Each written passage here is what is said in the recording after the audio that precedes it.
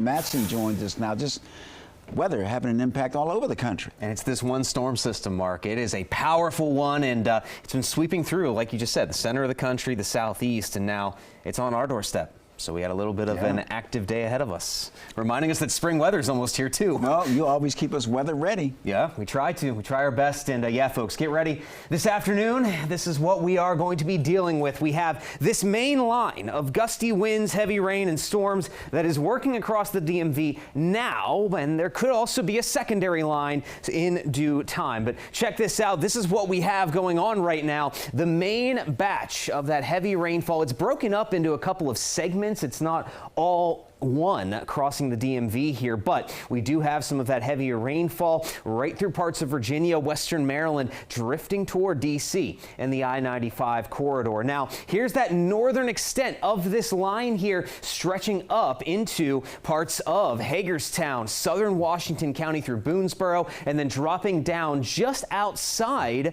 of Jefferson County, stretching into Loudoun County at this point. So into Brunswick, Point of Rocks, even drifting toward Frederick. You're going to see this very heavy rain that is right here in the red coming across to your neck of the woods soon enough, within the next 15 to 30 minutes in Frederick, but within 5 to 10 in Brunswick. Now, as we look to the south here, definitely feeling the impact right now across Loudoun County, stretching across Route 7 into Purcellville, Philmont, and down to the Route 50 corridor, now moving over toward Middleburg. And again, this is very blinding rainfall, and not only that, we have some extremely strong wind gusts coming just out ahead and even slightly behind this heaviest rainfall. This is our velocity topic here on our radar system, and here we go, 50 miles per hour. That gust being measured just off to the north and east of Purcellville there in northern Loudoun County. It's a little bit less, 25 miles per hour down toward in behind that line northeast of Upperville there,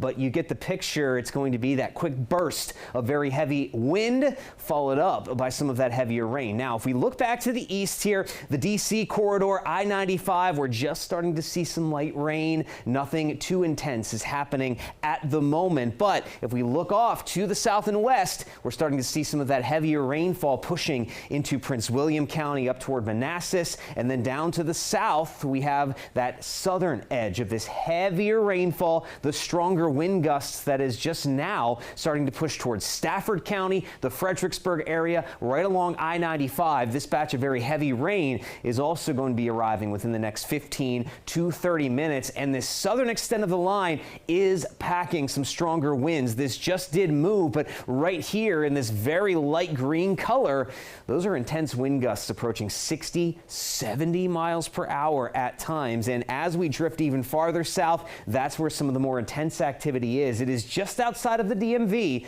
but there we have it, this red box right here, just north of Richmond into the Ashland area. That's that active tornado warning that is going on down toward Hanover County, Virginia. But thankfully, again, this is just outside of the DMV for the time being. Now, check this out. As we push into the 1 o'clock hour, Futurecast showing a very intense line, but as we just saw on live radar, it is a little more broken up than this. But through the 1, 2 o'clock hour, we can expect to see those batches of heavy rainfall, the very strong winds, and perhaps a spin-up tornado could develop along this line. We got to pay attention for that, but it's not a guarantee. So that will be pushing through the DC metro area, the I-95 corridor, through the 1, 2, even 3 o'clock hour at the latest. But the good news is that's out of here by 4 to 5 o'clock. But then we have this secondary line that is going to try to develop out across western Maryland, West Virginia, 5, 6, 7 o'clock. It's going to hug the I-81 corridor into the early evening. But the good news is that should be falling apart as we head into the night. 8, 9 o'clock, we'll start to see things clear up, and it will be getting a little bit better with just a few showers into the overnight hours. After that, a little windy, no doubt, but at least we do start to see quieter weather as we get toward the end of the week and into the upcoming weekend.